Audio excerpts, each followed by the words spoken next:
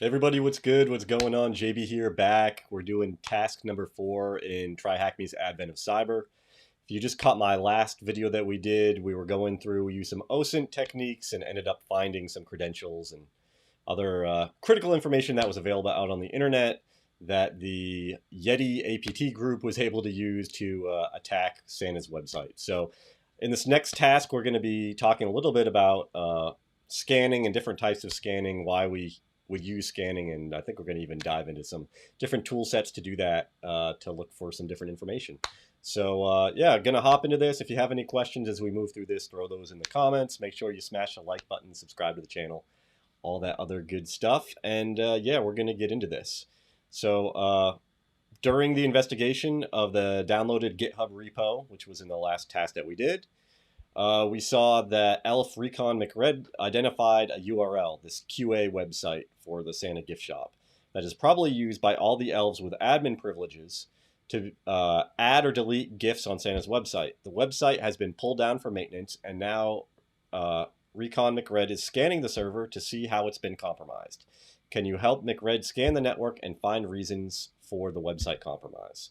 So what we're going to be covering here is what is scanning, different types of scanning that we can do, some different tool sets that we can use to accomplish those.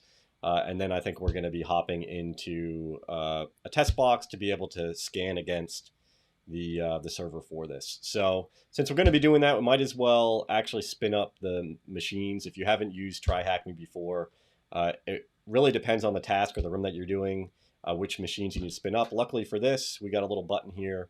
You hit this start machine and you're going to see this little banner pop up here after it loads. It takes a couple of minutes to do that. So you might as well hit that. And then we're actually going to be using the attack box to log into that and then actually do the scanning from that against the IP address that we were provided for this machine down here. So to start up the attack box, there normally is a little button up here and you can kind of just hit that. Since I've already done it, then it doesn't show it anymore. But once that's done, then you'll end up having a browser pop up, and this should be the desktop that you're looking at and that we're going to be getting into here in a few minutes. So let's talk a little bit about scanning and what that is. So scanning is a set of procedures for identifying different things within your environment. So specifically, we're normally looking to see what types of devices are there. So hosts, what type of ports the host is listening on and open to, the services associated with those ports. And sometimes we can do some deeper dives into the configurations that are there on the host, the operating system that's there. And normally through a collection of that information, and if we have credentials, we can even go a little bit deeper in the scanning that we can do to determine software vulnerabilities that are present on those particular devices in the environment. So scans are typically automated and given insight into what can be exploited. Scanning reveals parts of the attack surface for attackers and allows launching targeted attacks to exploit the system. It's worth pointing out here, though, that it's not only attackers that use scanning. When you're in an IT environment, the cybersecurity folks will also be doing scanning against your assets as well. And that's going to be something that's done on a regular basis. Normally, there's a few different tool sets that you might have heard before. Nessus is one of them that is continuously used for doing credentialed scans against different devices within an environment. Sometimes you might also do what's called external scanning. So that would be being out on the internet and pointing your scanner back towards the subnets within your environment to see what someone from outside your organization is able to see from that external standpoint. So let's talk a little bit about different types of scanning types. They mentioned passive scanning and active scanning. Passive scanning involves scanning a network without actually interacting with the target devices. Passive scanning is normally done through packet capture and analysis tools like Wireshark. However, this technique only provides basic asset information like OS versions, network protocols against a target. Yeah, and you kind of get into this thing when you're doing this type of passive scanning. Like I said, you can pull OS versions somewhat depending upon fingerprinting the type of traffic. Another thing that's worth pointing out is a lot of times the particular OS versions or services that you are able to query with a device, specifically when you're doing active scanning. That isn't always the ground truth of what the actual version of software is. It is possible to modify the banners that are provided back. And that's why normally when we're doing active scanning, we actually want to use credentialed active scanning. So that's going to be having a scanner that has an account to actually log into the box. And then the information that you're pulling back from that is much more valid. Also, some of the newer scanning software for vulnerability scanning, which I think we're going to talk about a little bit down here, doesn't even need to use accounts. You actually can use agents that you install on the device. That's actually a really smart way to go about doing that, because you limit the attack surface because you aren't using credentials to log in across a network. It's pieces of software that are already installed on the host and are providing data back to your vulnerability management platform. So let's see, they talk about different types of scanning techniques: network scanning, port scanning, vulnerability scanning. So network scanning normally is a collection of interconnected hosts or computers to share information resources. Network scanning helps to discover a map of the complete network. So you're kind of looking just for hosts. You want to know which IP addresses are alive on your network. Once the network is mapped, an attacker executes exploits as per the target system and services discovered. For example, a computer in a network with an outdated Apache version enables an attacker to launch an exploit against a vulnerable Apache server. So the network scanning is really the first thing you do to figure out what's out there and available. Port scanning is another thing that we can use, and that kind of leads towards determining the services that are running on a particular device. So it's a conventional method to examine open ports in a network capable of receiving and sending data. First, an attacker maps a complete network with installed devices, firewalls, routers, servers, stuff like that, and then scans open ports on each live host. Port numbers vary 0 to 65,536 based off of the type of service running on the host. So you might have heard of like common ports, and a lot of those are 0 through 1024. Port scanning results fall into the following three categories: closed ports, so the host is not listening to the specific port; open ports, the host is actively accepting connections for a specific port; or filtered ports, this indicates the port is open, however the host is not accepting connections or accepting connections as per certain criteria like a specific source IP address. And something else I'd kind of add with that is there's different things that might be in place from a security perspective that might limit your ability to see things. So depending upon what type of firewalls are in place, what type of ACLs are in place at different points, wherever you have your network scanner, if you're like scanning out from the internet towards something internal, you might end up seeing a lot less than if you had a scanner that was in the same subnet as the box that you're trying to scan. And even that, you can have further access controls in place. So even within the subnet, you might not be able to scan something if they have firewall rules implemented. And then at that point, you really need to have some type of access control list that are allowing your scanner full access for all the different port ranges to scan the box. And then you'd have a better perspective on what actually is open on that particular server or host. The last one they mention here is vulnerability scanning. Vulnerability scanning proactively identifies the network's vulnerabilities in an automated way that helps determine whether the system may be threatened or exploited. I don't know that I agree that is necessarily proactively. It's continual, hopefully, but proactively, the vulnerabilities are already in place. So I don't know I agree with that, but that's kind of a small point. Free and paid tools are available that help to identify loopholes in a target system through pre-built database of vulnerabilities. Pen testers widely use tools such as Nessus to identify loopholes in systems. So I mentioned Nessus before. They have some Nessus rooms that you can check out. You actually can go and download Nessus. They have a free trial. I'm trying to remember the terminology for that free trial, but pretty much you can scan, I think it's 15 or 16 IP addresses for free. Definitely worth checking out. If you want to see the room for that, I think I did a walkthrough for it a long time ago. Yeah, here we go. Hacking and vulnerability scanning with Nessus. This is a good room to check out for sure. So let's see, scanning tools. Nmap, or Network Mapper, is a popular tool used to carry out port scanning, discovering network protocols, identifying running services, and detecting operating systems on a live host. You can learn more about these by visiting these different rooms. I actually have a bunch of those in that same playlist I just showed you, so if you want a little help walking through those, you can definitely go check that out. So at this point, they're telling us to start the attack machine. We actually already did that. This is the machine that Recon McRed wants to scan. So we already got that. We got the IP address right up here. You can access the tools needed by clicking the Start Attack box. Already did that too. That's the browser-based desktop that we have open there. And there's a few different scans that they have us looking at. So a TCP Synscan, it shows the associated ports with the host.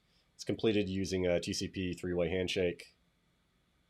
So we can just go and run this right here. So the cool thing with this is this actually auto-populates the IP address that we need. The syntax for this, if you've never used Nmap, really good to kind of learn these. So this -S and then uppercase S, this is for the TCP Synscan. This Nmap cheat sheet is awesome. I've been using it for years. I highly recommend you using this. Actually, I'll drop a link for this in the video description, so if you want to poke around in this. But it gives you a much better breakout of all the different switches that you can use to do different types of scans. So we can go ahead. Let's open up this terminal here. Cool. Let's see, we can kind of zoom in a little bit. Make that a little bit bigger. Okay, and let's copy this over. Drop this in here.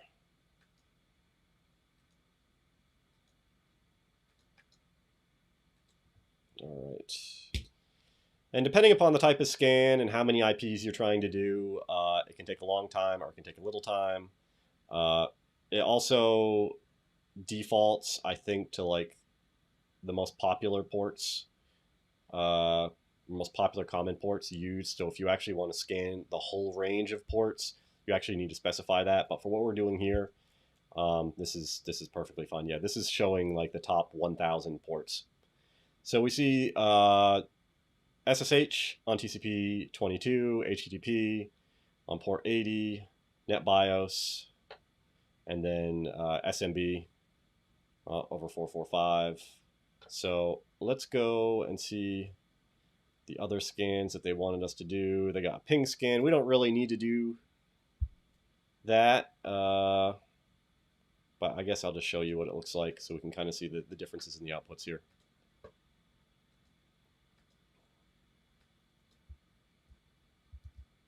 Oh, that was just a lowercase n, so let's just do that.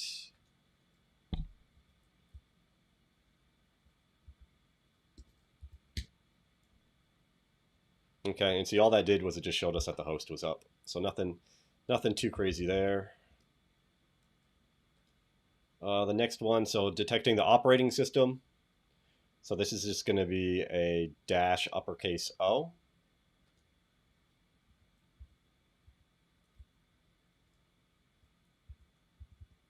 This one sometimes can take a little bit longer than the other one, so we'll just let that run.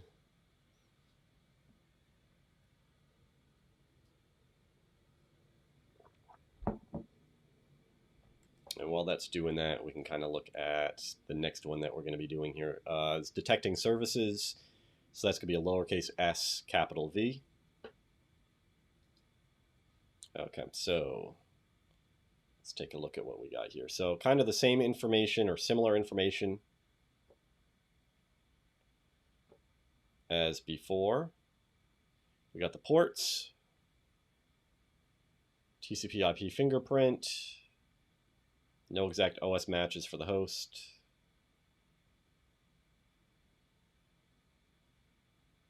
Okay.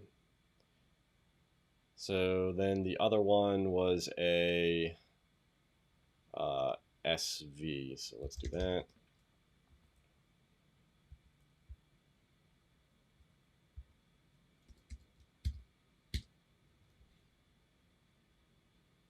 And this should give us the version of the services that are running on those ports. Again, like I said, that's normally provided back by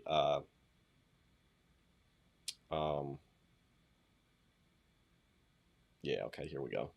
So we see those come in. Open SSH 7.6, Apache 2.429, and Samba. I'm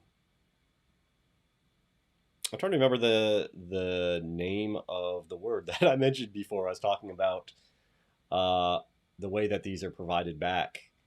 Yeah, I don't remember the word that I was thinking of. But anyway, when you query this, it's configurable as far as what it's providing back when you do that, and you can actually edit that on the server side. So it doesn't necessarily mean that these are actually valid, but more often than not, people don't go and edit those. So this definitely is some interesting information. And as an attacker, what you would then want to do is take this information and research to see if there's any vulnerabilities for these particular versions of software for these services.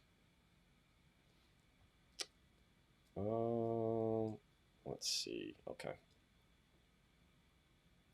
So this next one that it mentioned here, Nikto is a open source software that allows scanning of websites for vulnerabilities.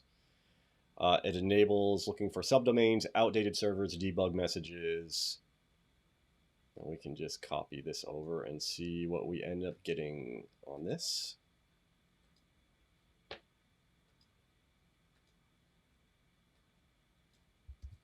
Oh, the word I was trying to think of was banners.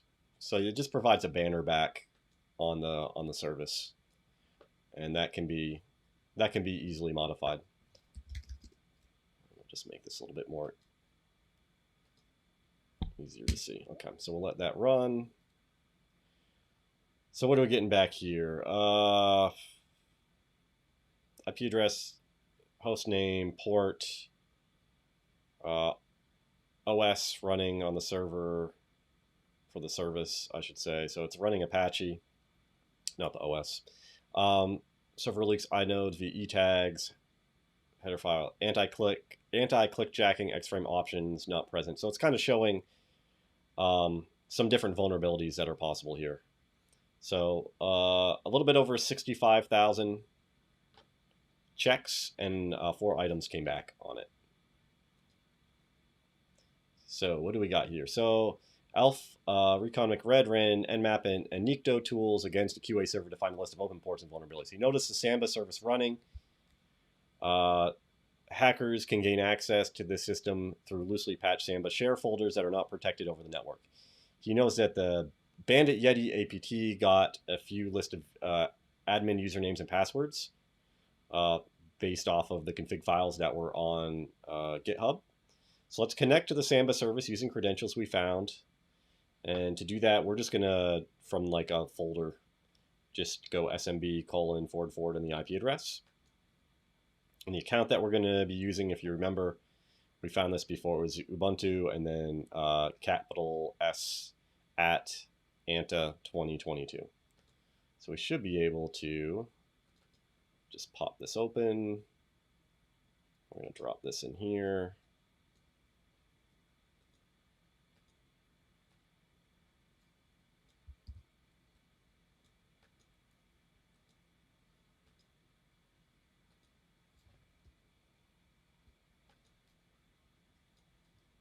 And we can do the same thing in Microsoft Windows environment too, as far as from the folders pointing towards other devices if they have file shares open like this. So we're going to get into the admins. We're going to go registered user. It was Ubuntu. And then that Santa password.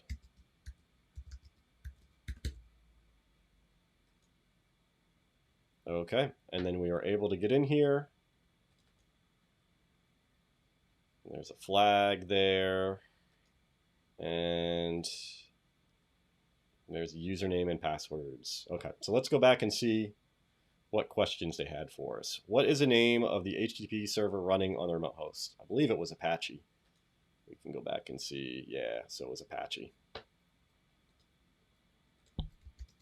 And we also saw that with the Nmap scan as well. What is the name of the service running on port 22? Well, normally port 22 is going to be SSH, but we can just double check. TCP 22 SSH.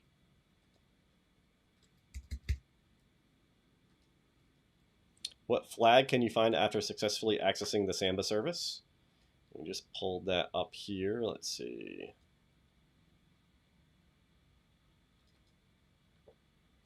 So it's this one. We'll copy this over.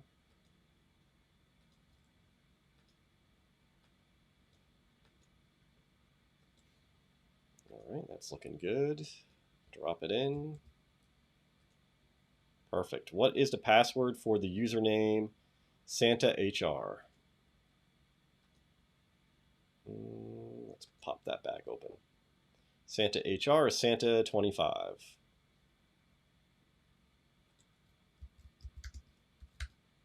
All right. That looks like it. They do mention you can go do an Nmap room. Pretty sure that I have that as well. Let's just see. Yeah, right here, almost the second one from the top. So this Nmap room, go check that out. That's really good, really helpful, and definitely use this cheat sheet. Like I mentioned, I'll throw that in the video description. That'll be helpful for stuff moving forward as you keep using Nmap. And all right, that wraps it up for task number 4.